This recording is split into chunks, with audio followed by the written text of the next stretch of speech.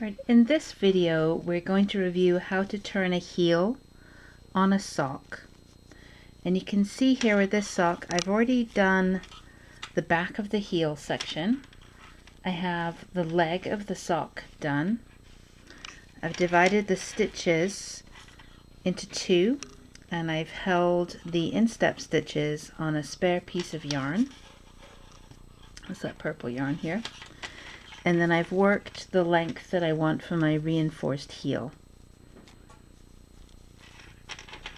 I now have 11 stitches on both sides of my beginning of the round marker, which is this black marker here.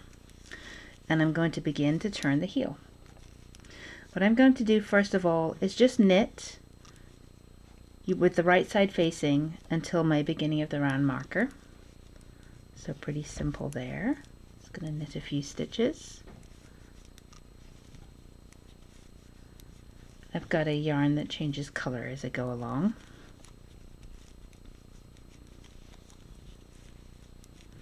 Once I get to the beginning of the round marker, I'm going to slip that marker and then knit 2 more stitches.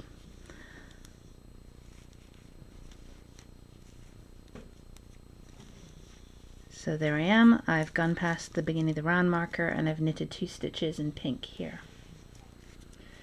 Then what I'm going to do is slip, slip, knit my next 2 stitches. So I slip them to the right, I put them back on the left, and I knit through the back of those stitches, and I've turned 2 stitches into 1. I knit 1 more stitch, and then I turn my work. I'm going to leave these stitches here unworked. So I'm basically doing short rows to form the turned heel.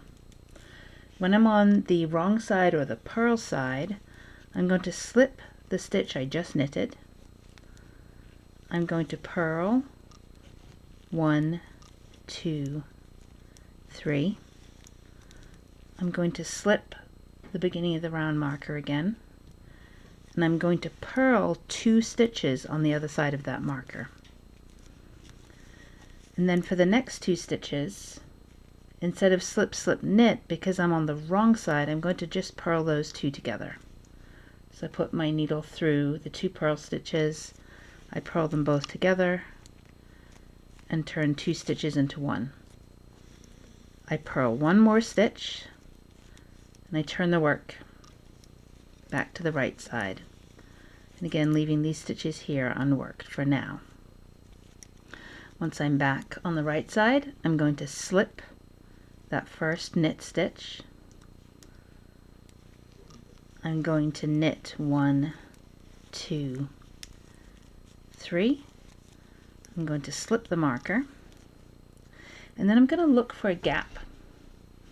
And if you look at the stitches that are lying on the needle, I have the stitches that have not been worked, and if you look very carefully, you can see there's a gap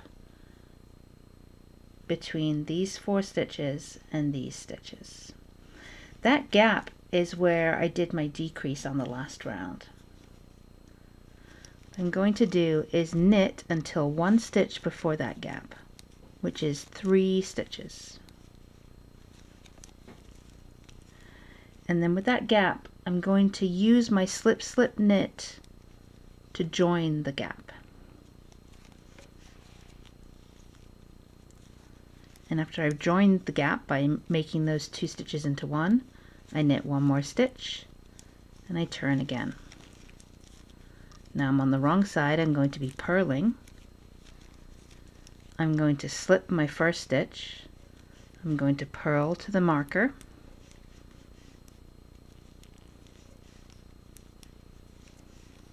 Slip the marker. And then again, I'm going to look for that gap. And again, even on the wrong side, I have a gap with 4 stitches before it. I'm going to purl to 1 stitch before that gap. So 1, 2, 3. And my 4th stitch and the one right after it, I'm going to purl together to close the gap. Purl 1 more stitch and turn the work again. And you can see maybe, the heel is forming as we do this. So again, same process. Slip the first stitch. On the right side I knit. Once I get to the beginning of the round marker, that's when I start looking for the gap, which is here. I'm going to knit to one stitch before that gap.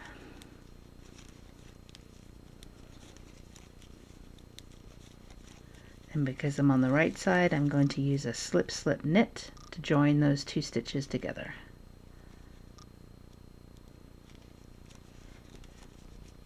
I knit one more stitch, turn the work. You notice these stitches here are the same ones that have been hanging out this whole time. They haven't been touched, right? They haven't been worked at all. Eventually all stitches will get worked. I'm going to slip the first stitch, I'm going to purl, and that distance that I'm purling now to the round marker is getting longer and longer because we're eventually going to have worked all of our stitches. I'm going to purl until one stitch before that gap, purl two together to join it up, purl one more stitch for good measure, leave those two stitches. Those are again those same stitches that have been here the whole time. They haven't been worked yet. Turn the work, and on the right side I slip, and then I knit, and I'm going to knit until I see the gap on the other side.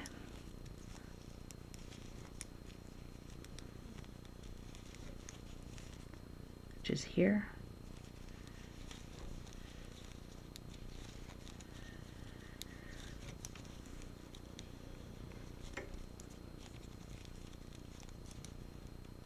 I'm going to use my slip slip knit.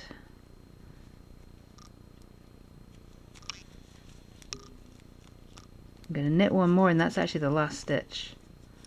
So we're almost there. I'm going to slip the first stitch. Make sure to snug up the yarn so that it stays at the right tension. I'm going to purl now until the gap on the other side, which is going to be almost right at the end.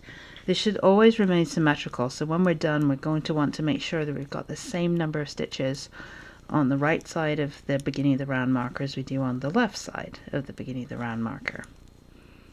But if we did this right, we should. So let's keep going.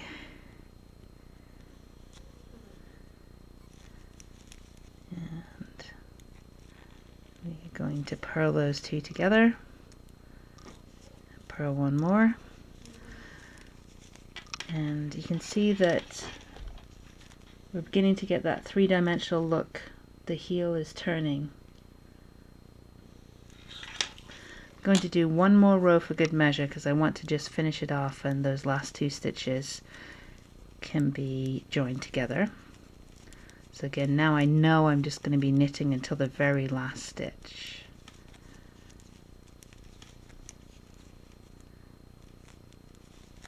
You can alternatively leave it and just finish these ones so that the very last stitch that you did wasn't the decreased stitch but the one that came after it. But just to make sure we've got the right distance, I want to do a slip slip knit on this side as well.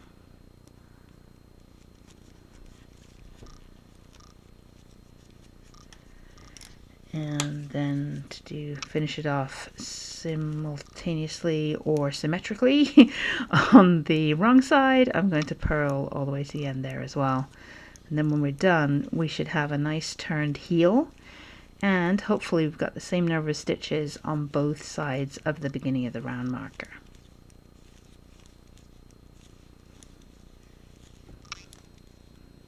There's my last two stitches. Going to purl those together.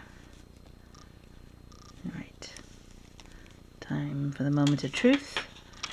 There's the turned heel.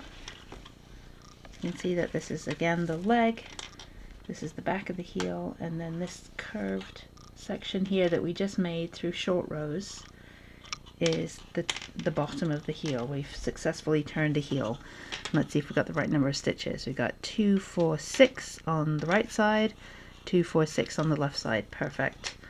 So then we're going to go into the next stage, which will be to pick up these stitches along both sides of the heel flap, pick our instep stitches back up and start knitting in the round to form the foot. But that is how you turn a heel when knitting socks.